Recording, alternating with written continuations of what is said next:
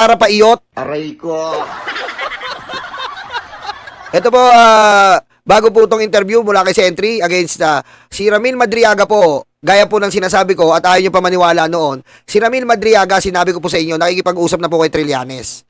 Nakikipag-usap na po si Trillanes at si Ramil Madriaga. At sinigurado po ni Sentry na ang mga dokumento at mga sinasabi ni Ramil Madriaga po ay totoo. Kaya po nakipagkausap silang dalawa at sa pag-uusap nga nun, nalaman po ni Sentry na legit po si Ramil Madriaga. Kaya nga po dito po sa reklamo na plunder, malversation at graft and corruption ni Trillanes, sinama po nila ang statement ni Ramil Madriaga. Ramil Madriaga, Ramil Madriaga, Ramil Madriaga. Nakaka-LSS, no? Nakaka-LSS talaga yan, no? Na nahintay ang February, yung 1-year bar. Oo. Narito sa ating linya si Senador Antonio Trillanes IV. Ayan. Senador Trillanes, Igan at Connie, magandang umaga. Good morning po, Senator.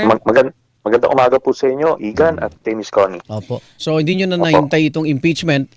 Ito rin yung mga kasong isinampa at dati mo nang ika nga nababanggit, nabubulgar sa ombudsman naman. At doon na ako talagang gustong matagal ko nang mabuksan yung joint account nila ni dating Pangulong Duterte. Opo. So, ito po, yung mga final namin kahapon, 23 counts po yon. Ang isang common lang na na-file dyan, yung 650 million confidential funds na final din ng civil society groups ng December. Pero dito, sinama lang po namin yung mga aligasyon po ni Mr. Ramil Madriaga. Oh, kita nyo? Kita nyo? Joint force na! Yari ka dito! Ang saya na ito! Diba? Ang lupit, no? Joint force na, Ramil Madriaga. Balita ko, meron nga daw si Ramil Madriaga. Parang scandal pa ni Sara eh. Kami po kaming mga idinagdag na first time lang po itong naisampa, no? Yung 2.7 billion pesos na winaldas din na confidential funds when Sara Duterte was mayor of Davao City. Meron ding 8 billion pesos na overpriced laptop scam nung siya ay DepEd Secretary. Tapos may 12 billion na COA disallowances. Naku! DepEd, 7 billion unauthorized cash advances. Naku! Tapos ito, yung 2 billion pesos ill-gotten wealth base dun sa mga bank accounts. Siyempre, sasabihin ng mga DDS, ba't ba kayo po si Mami Sara? Mami Sara, Mami Minchin, tulong! Tanga! Miski si Miss Minchin, galit na kay Sara nyo! Aray ko. Ha? Anong sabi ni Miss Minchin? Napakasama po ng bunganga ni Sara Duterte. Naggawa pa siya ng libro na Isang Kaibigan. Natatanda mo yon? Si Miss Minchin sa Senado? Di ba pinaiya? Ano po to? Ba't kaya gawa kayo ng libro na Isang Kaibigan? Ano sabi ni Sara? Bakit ganyan mo ako, Miss Minchin? Di ba? Paiya siya kay Risa, si Miss Minchin. Galit na si Miss Minchin kay Sara. Di ba? Tsaka to si Miss Minchin, nakita niya, si Sara kinakamay, si Lottie. Aray ko.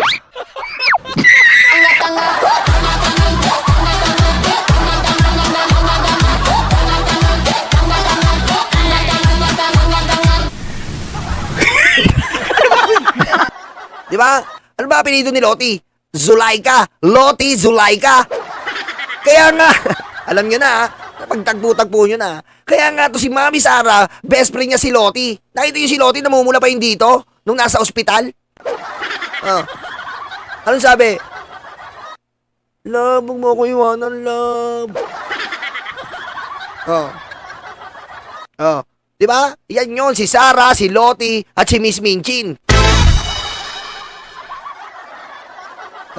Si Lottie yan, si Zulaika. Kinamay-kamay ni Sara. Aray ko.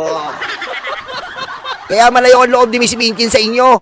Alam ni Miss Minchin kung sino isang kaibigan na tinutukoy ni Sara eh. Si Lottie yun. Isang kaibigan. Dapat dalawa. Sinama mo si Miss Minchin para hindi nagalit dun sa libro mo. Engot! Aray ko. Na-discover natin noong pang 2016. Right. At yung tumatanggap siya ng dividendo galing sa drug lord Yun o, yun matindi. when she was mayor from 2011 to 2013. Lahat po yun ay naisama namin sa kaso kahapon. Okay, so kasi para dun sa Hindi mga... ito rehash, Senador. Hindi po rehas ito. At dito lang nila to, actually yung mga na-mention ko, mga bilyon-bilyon na yan, ito po ay lumabas dun sa Quadcom hearings. Oo. So, ang mas nabigyan ng atensyon, yung Mary Grace Piatos, Yes. yan yung 650 million. Pero marami pa pong anomalyang na-discover doon sa mga hearings. Marami talagang anomalya. Buti nga yung anomalya, marami. Yung like ang konti. Talaga.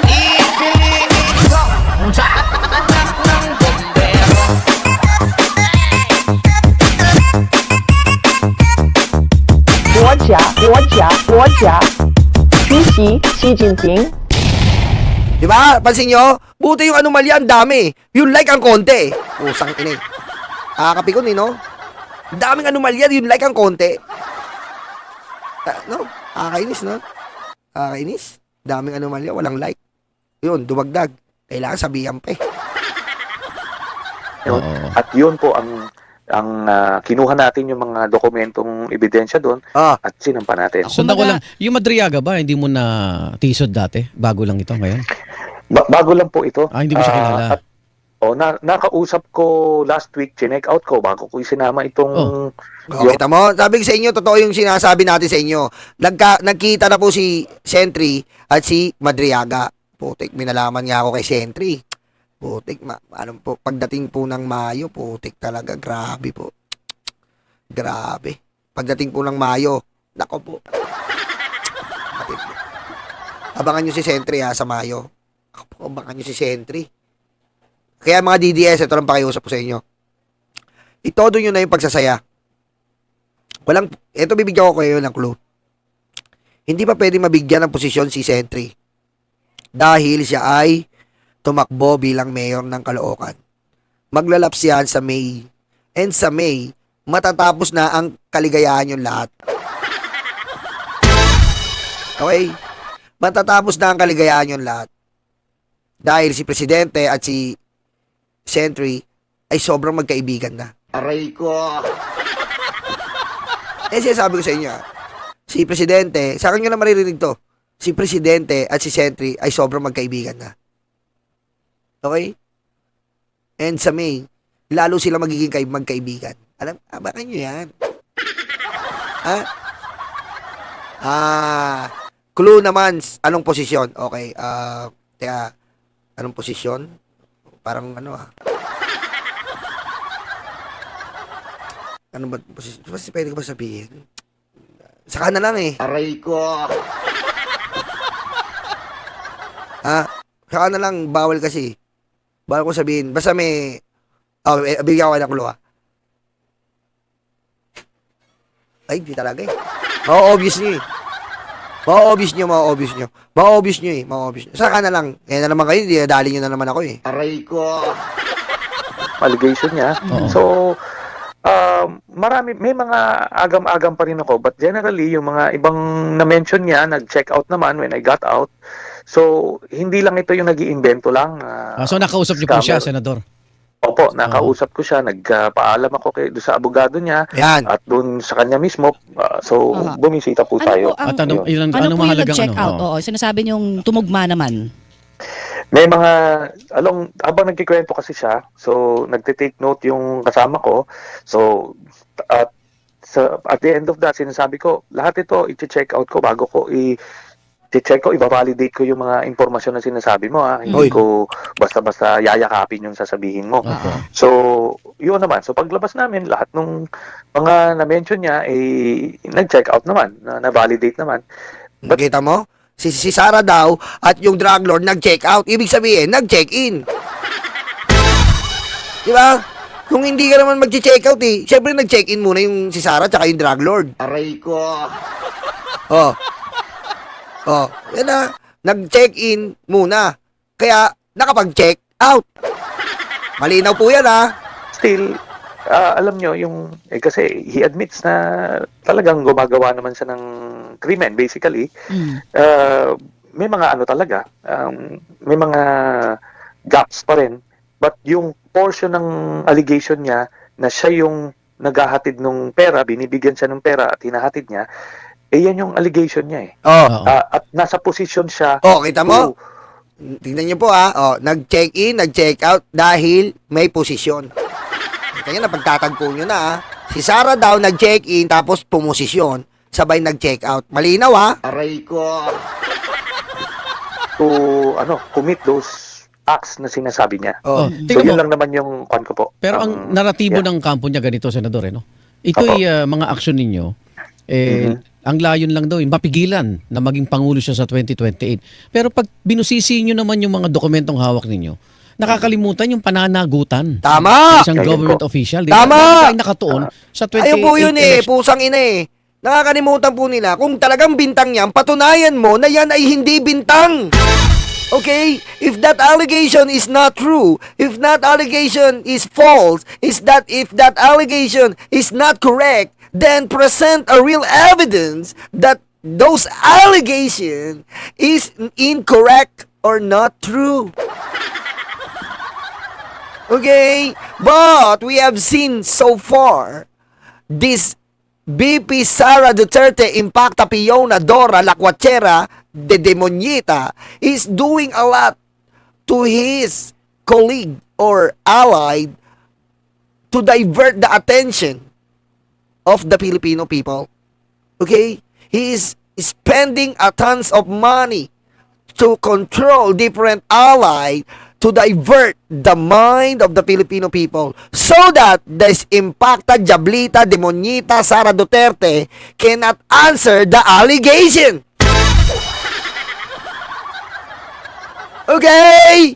Ganun ang ginagawa Imbis na sagutin, dinadivert na lang. Papalabasin si Chis Escudero, papalabasin si Marcoleta, papalabasin si Robin Padilla, papalabasin yung baba ni Aiming napakahabang isang ruler, papalabasin yung mga Titan. Okay? Ako po ay nagkaroon ng phobia sa PFB nakaraan. Ito naman, Bakit kamo, Nyolo? Nagkaroon po ako ng phobia dahil nakakita po ako ng Titan. Ayan po, nakita ko lang po kita ko po, ayan na-screenshot ko lang po. Habang nanonood ako, biglang may lumabas na Titan. Kita niyo naman? Patayin mo si BBM. No joke.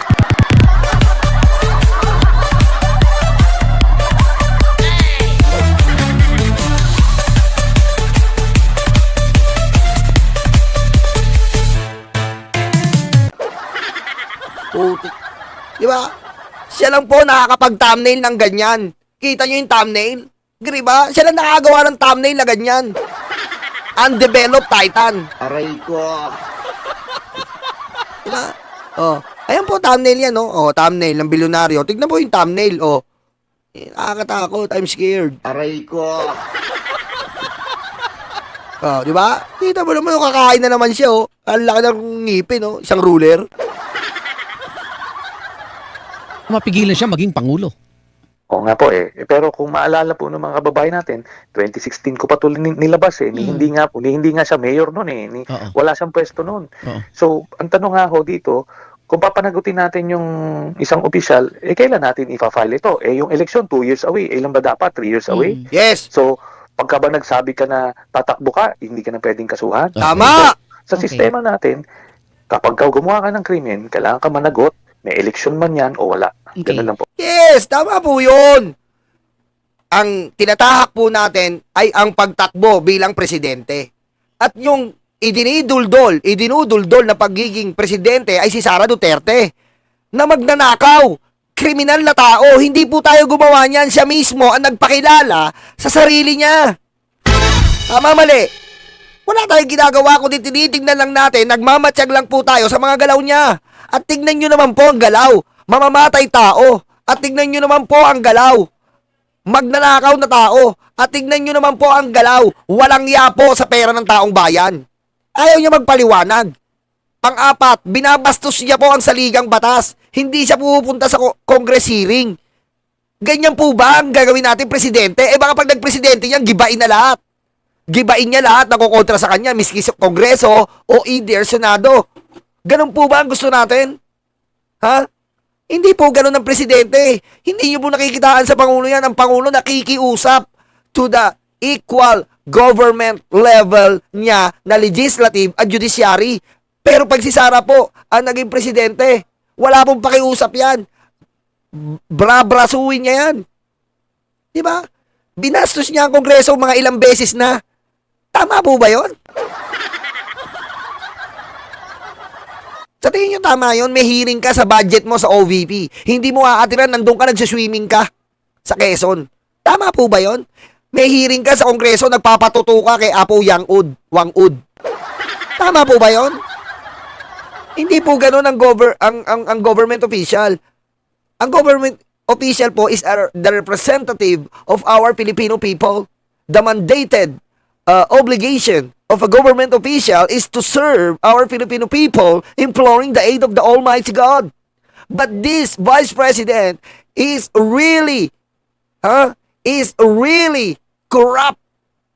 And not only that, very, very crazy. Aray ko.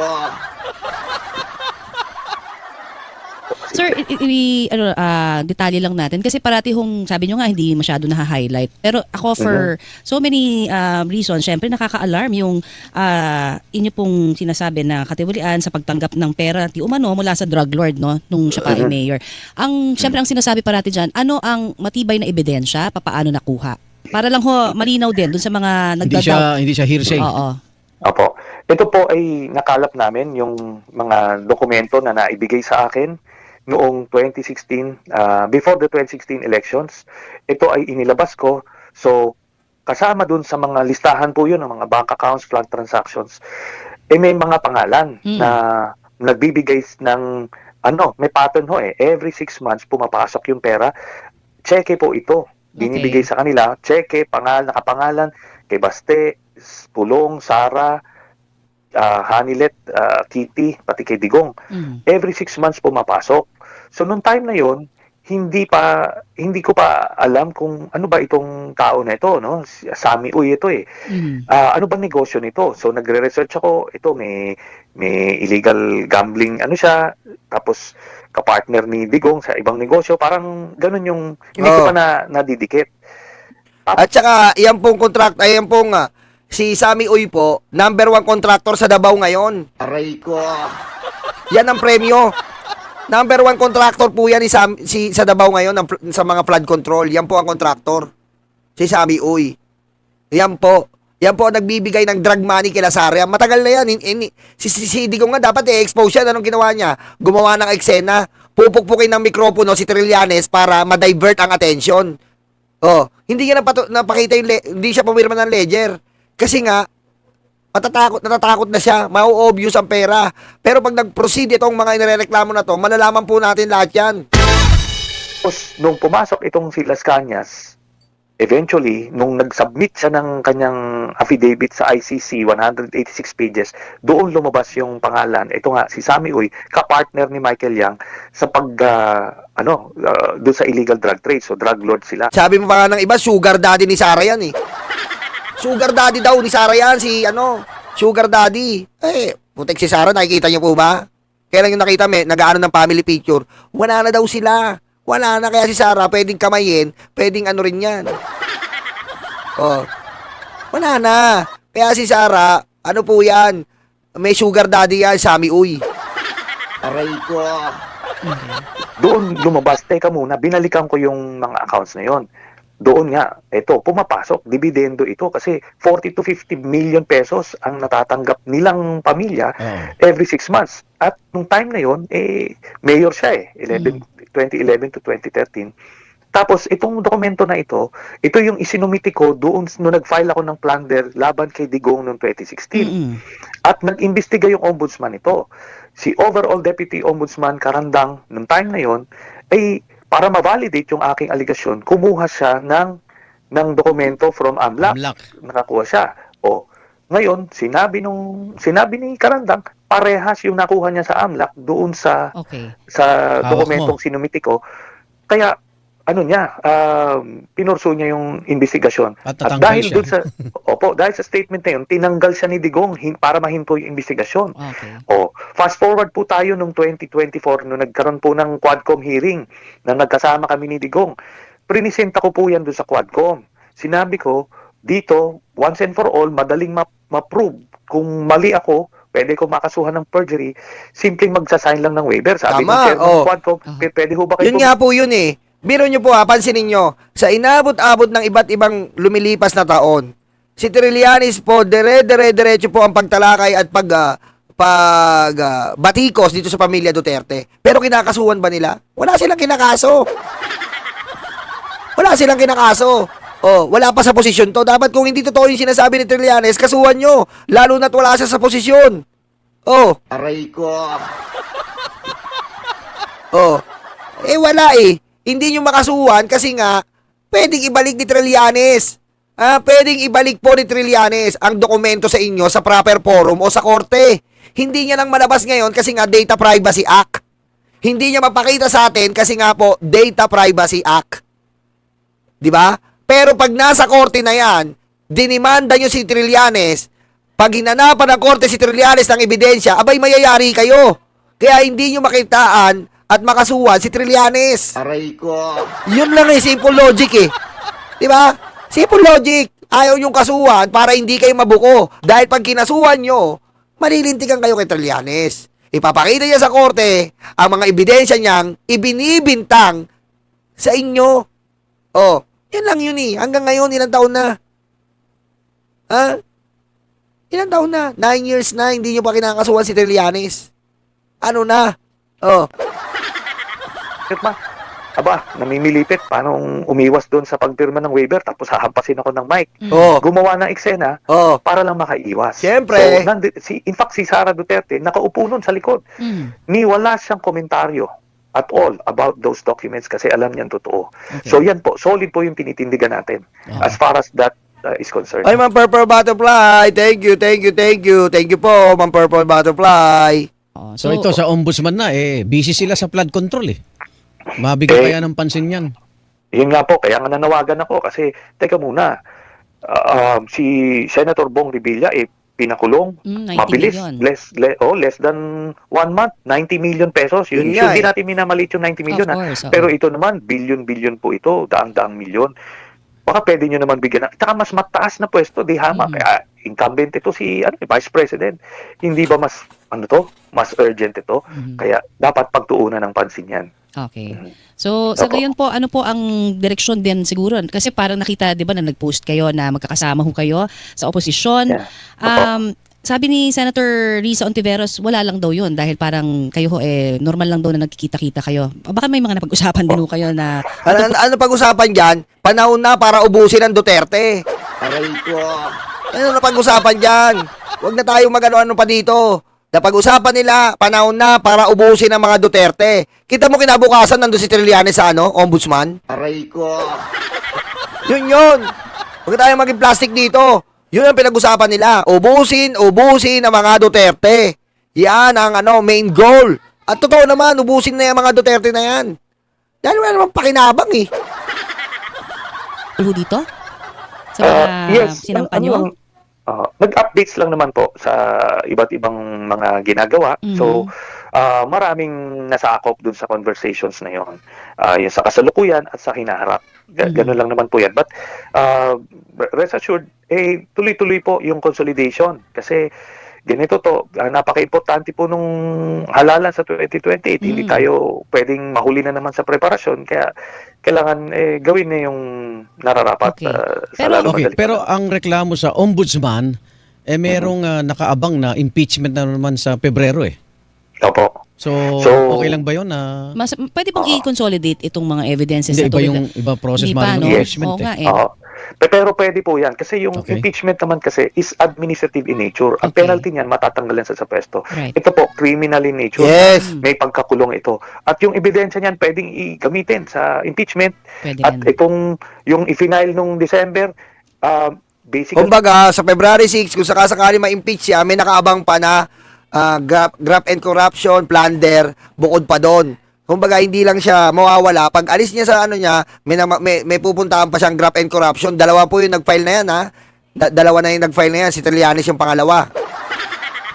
grabe ko yung documentary evidence na sinubmit nila Aha. for the 650 million plunder. Ito, idadagdag lang nila yung allegation ni Ramil Madriaga doon sa pag-distribute ng pera para mas mapalakas yung Opo. yung kaso. Pero Ganun po sa pangkalatan nga po itong mga ganitong aksyon nyo, Senador, Trillanes, talagang hindi siya karapat-dapat na maging Pangulo sa 2028?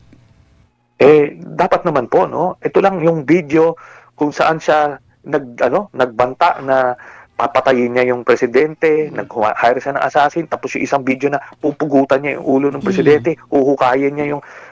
ito ay aksyon ng taong hindi mo pwedeng bigyan ng kapangyarihan ng presidente kasi aabusuhin po yan. Okay. Tapos, so magnanakaw na yan, papatay pa ng tao yan. Yan po. Okay, tama, magnanakaw, namamatay tao pa. Diba? Yan po ang expose ni Senator Trillanes. At nais po natin batiin ang ating OG admin, Alex. Happy birthday, Alex! Oy, birthday po ni Alex. Baka naman, batiin nyo naman si Alex kasi nagagalit yan. Aray ko.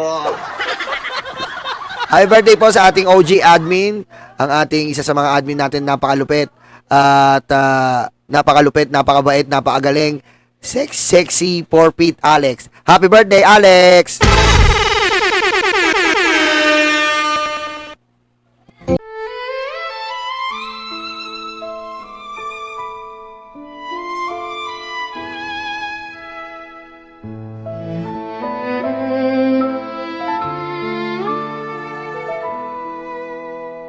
Nakaupo ako, lumalamon sila.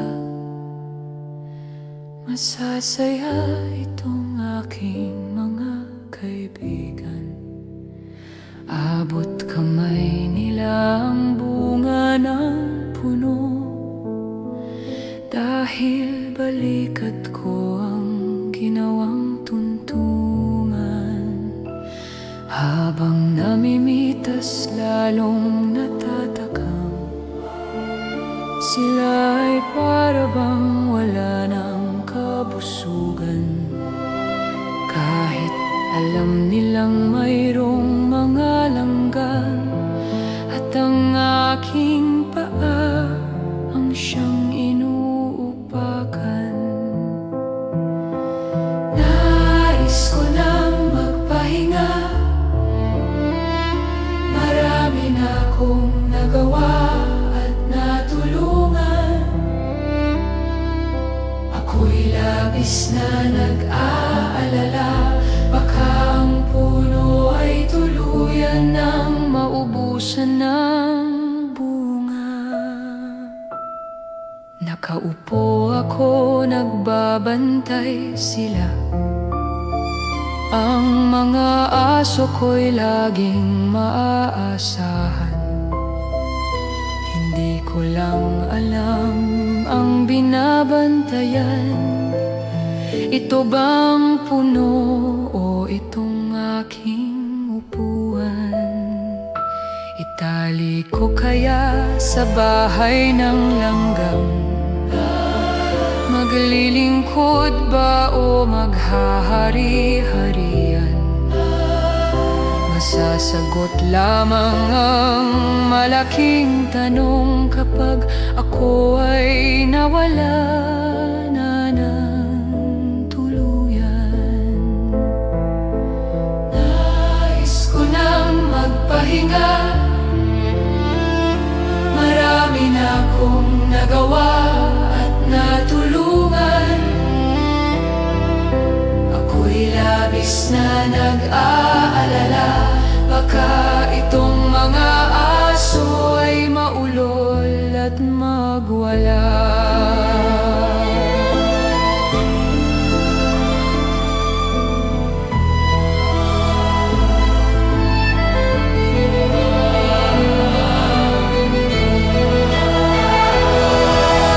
Daming naupo, walang solusyon.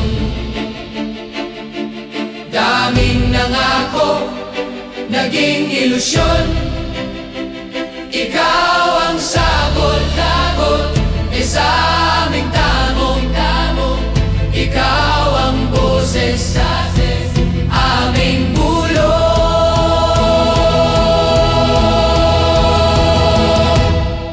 Nilalait ka at sinisira ng ginagaya mo para sa bayan. Ikaw ang aming tagumpay, bonbon, walang kapantay. pantay. Nilalait ka at sinisira ng kinakaya mo para sa bayan. Ikaw ang aming tagumpay, bonbon, walang kapantay. Ang mga sugat, ikaw ang lumunas. Saradong isipan, ikaw ang nagbukas. Bayan, inuna mo, hindi banyaga. Gintong puso ay kahanga-hanga. Nilalait ka at sinisira ng kinakaya mo para sa bayan. Ikaw ang aming tagumpay, bonbon, walang kapantay. Nilalait ka at sinisira ang kinakaya mo para sa bayan. Ikaw ang aming tagumpay, bonbon, walang kapantay.